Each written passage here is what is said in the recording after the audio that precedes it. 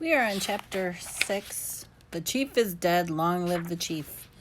When we left off in chapter 5, remember Omri was heading off to school and he left Little Bear some supplies. What do you think Little Bear did while he was at school? The chief is dead, long live the chief. He got to school early by running all the way. The first thing he did was head for the library. And he went to the shelves and found a book on Indians, and to his joy, he soon found one underneath the section labeled Peoples of the World. A book called On the Trail of the Iroquois was picked up. He couldn't take it out because nobody was there to write him down for it, but he sat down there on the bench and began to read it. Now, Omri, he was not what you'd call a great reader, but he couldn't get into books somehow unless he knew them already. And how, as his teacher never tired of asking him, was he ever going to know any more books until he read them the first time? And this, On the Trail of the Iroquois, was not exactly a comic. Tiny print, hardly any pictures, and no fewer than 300 pages. Getting into this was obviously the question. Omri just dipped. He managed to find one or two fairly interesting things straight away. Iroquois Indians were sometimes called the Five Nations. One of the five were the Mohawks, a tribe Omri had heard of. They had indeed lived in longhouses, not teepees, and their main foods had been maize and squash, whatever they were, and beans. These vegetables, for some strange reason, were called the Three Sisters. There were many mentions of the Algonquians as Iroquois enemies, and Omri confirmed that the Iroquois had fought beside the English while the Algonquians fought with the French sometime in the 1700s, and that both sides had scalped like mad. At one point, he really began to get interested in the book. In this terribly grown-up way, was trying to tell him something about the Indians had done a lot of scalping. Omri had always thought it was just an Indian custom, but the book seemed to say that this wasn't true at all. At least not until the white man came. The white man seemed to have made the Iroquois and the Algonquians keen on scalping each other, not to mention white men, French and English, as the case may be, by offering them money and whiskey or guns for all the scalps they had. Omri was deep into the books, frowning heavily. Several minutes later, after the bell had rung, someone tapped him on the shoulder to tell him to hurry up to assembly. The morning lasted forever. 3 times his teacher had cause to tell Omri to wake up. At last, Patrick leaned over and whispered, "You're even dreamier than you usually are. What's up?" "I'm thinking about your Indian." "Listen," said Patrick. "I think you're putting me on about that stupid Indian. It was nothing so marvelous. You can buy them at a few pence at Yap's." Yap's was their local news agent and toy shop. "I know, and all the equipment for them. I'm going to shop there at lunch break. Are you coming?" "We're not allowed to leave school at lunch unless we eat at home. You know that." "I'm going anyways. I've got to." "Go after school." "No, I gotta get home after school." "Why? Aren't you staying to skateboard?" "Omri, Patrick, will you kindly stop chattering?" They stopped. At long last, lunchtime came. "I'm going. Are you coming?" "No, there'll be trouble." "Well, I can't help that. You're a twit." Twit or not, Omri sneaked out and ran across the playground through the hole in the fence. The front gate was kept locked to keep all the infants in from going into the road. And in 5 minutes, by running all the way, he had reached Yap's. The selection of plastic figurines was very good. It was one whole box mixed of cowboys and Indians. Omri reached till he found the chief wearing a cloak. Omri brought it with his lunch money and rushed back to school before he could be missed. He showed the chief to Patrick. "Why'd you get another Indian?" "Only for the bow and arrows." Patrick looked at him now as if he'd gone completely screwy. In the afternoon, mercifully, they were at 2 periods of handicrafts. Omri had completely forgotten about the teepee he had made, but there were plenty of scraps of felt here, and sticks and needles, and thread lying about in handcrafts room. He'd soon made another one, much better than the first. Sewing had always bored him rigid, but now he sat there for a half hour stitching away without even looking up. He was trying to achieve a patched look like a real teepee made of odd-shaped pieces of hide. And they also found a way of bracing the sticks so they didn't fold up every time they were nudged. Very good, Omri, remarked his teacher several times. What patience you have all of a sudden. Omri, who usually liked praise as much as anyone, hardly even heard her. He was so concentrating on his teepee. After a long time, he began to be aware that Patrick was standing over him, breathing rather loudly through his nose to attract his attention. Is that for my Indian? My Indian, yes. Why are you doing it in bits like that? To make it look like a real one. Real ones have designs on it. So will this. He's going to paint some proper ones on it. Who's he? Little Bear. That's his name. Why not call him Running Nose? Asked Patrick with a grin. Omri looked at him blankly. Because his name's Little Bear? He said. Patrick stopped grinning and he frowned. I wish you'd stop with this stupid business, he said peevishly, going on as if it weren't some kind of joke. Omri looking back at him for a moment, and then he went back to his bracing each pair of sticks so they'd have another one, a short stick glued between them. It was quite tricky. Patrick took a minute and then said, Can I come over to your house today? No, I'm sorry. Why not? Mom's having guests, Omri muddled.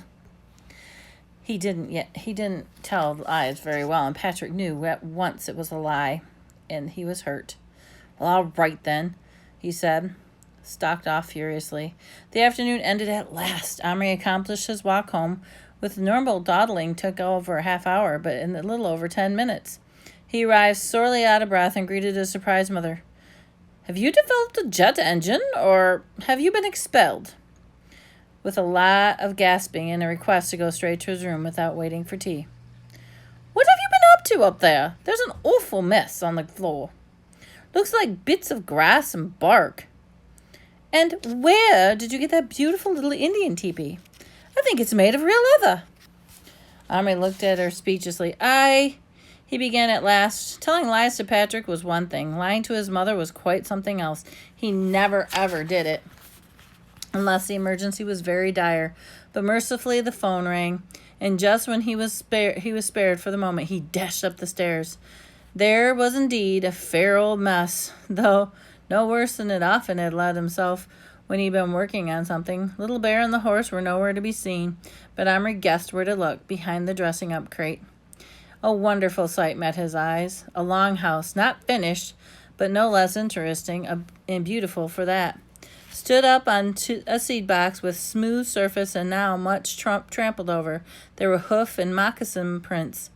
Omri saw the ramp made inside by the bark had been laid against the side of the wooden box, up so that the horse can be led to out of the seed box, to Omri's delight. Odd as it may seem, a pile of horse manure laying next to the ramp was proof that the horse is passing. And there it was, tied up to a thread of upright twig hammered in, presumably, into the ground, munching a small pile of grass that the Indian must have carried up for him. Little Bear himself was working. He was working so intently, he didn't even notice that he was not alone. Omri watched him in utter satisfaction. The longhouse was half finished. The twigs had been taken from the birch tree, and the lawn had been stripped of their bark, leaving the shining white. And there, each one had been bent into an arch, and its ends thrust into the earth with cross pieces lashed to the sides of the thread. More and more twigs, which were stout poles to the Indian, had been added, with never a nail or a screw needed. To strengthen the structure, now Little Bear had begun fixing flake bark like tiny tiles into cross pieces. He was seated on the roof itself, his feet locked around the main pole, which he ran the length of the house, hanging from the bark tiles, each of which would fit the first carefully shaped one with his knife. The knight's battle axe lay on the ground beside the unused pile of twigs. He had clearly been used to chop and strip them, and he had made it serve the Little Bear's purpose very well. At last, Omri saw him straighten up, stretch his arms towards the ceiling, and gave a tremendous noisy yawn. Tired? He asked him. Little Bear got such a fright he almost fell off the longhouse roof. The horse neighed and tugged on his rope, but then Little Bear looked up and saw Omri hanging over the crate far above him and grinned. Little Bear tired, worked many hour. Look, make longhouse, work for many braves. I make alone. Also, not good tools. Axe Omri gave way too heavy. Why no tomahawk? Omri was getting used to the Indian's ungrateful ways and was not offended. He showed him the teepee he had made. I suppose you won't want this now that you've got your longhouse, he said sadly. Oh, want! He seemed to have decided teepees had their uses after all, and he circled it. Good. Give paint. Make pictures. Omri unearthed his poster paints and then gave them. When he came back, he found Little Bear sitting cross-legged on the earth, facing the figure of the chief that Omri had put next to the teepee. Little Bear was clearly puzzled. It's plastic, said Omri.